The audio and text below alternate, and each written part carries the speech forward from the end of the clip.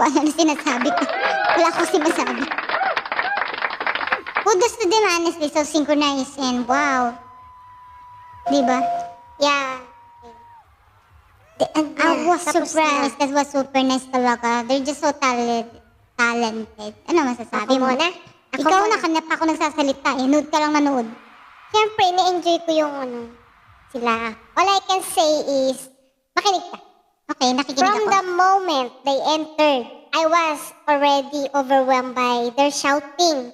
I laugh at Stacy lang kasi her shoe looked like it had a stopper on it. She laughed too. But she didn't stop. Tuloy lang siya sa paglakad, diba? Did you see their shoes? They were all Hindi Nike. ko napansin kasi, ngayon? Yeah, they were all Nike. Okay. You know what's the price? Ano? Huwag mo na I'll tell you later. I'll tell you later. Alam mo kung saan ako nakatingin. Sige, mag-comment ka na. Namaya ako sasabihin. Yeah, they're so cool. Their style was awesome. They have similar fits and Malay's outfit was also eye-catching, wasn't it? Lahat naman sila. I love it. The effect of their presence was intense. I got goosebumps even before they started singing. Yung energy nila dito is so strong. They were so hype up. And the audience also contributes to the energy. Beanie is something else. Before, they were ignored, sabi mo nga, diba? But now, look at them. They're incredibly popular and they truly deserve it. And I noticed something lang. Ano? Aya really gave her all. Everyone naman gave their all.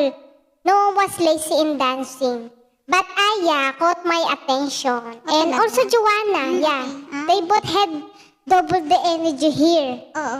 And lastly, their shaggy dance break, they did it again. It's incredible. They're captivating to watch dance. So, sobrang synchronized. It's like they're one person dancing. Therefore, the rating I give from 1 to 10 is 10. Tinuro ko lang dito sa screen. Okay, go. Ano yung secret? How about you? Okay, overall, that was an incredible performance, di ba? I mean, it really brought the energy from start to finish. Their synchronization was on point, choreography was clean, and you could really feel how much they enjoyed performing. Each member stood out in their own way, whether it was Joanna's clear live vocals, Aya's fresh presence, or Mika's powerful moments. Even when some of them were at the... Nagmamadali ako, walang oras. Sige, 10 out of 10, 10. Perfect! Yeah, Bini! Okay. Meron pa 56, 57. Okay. Super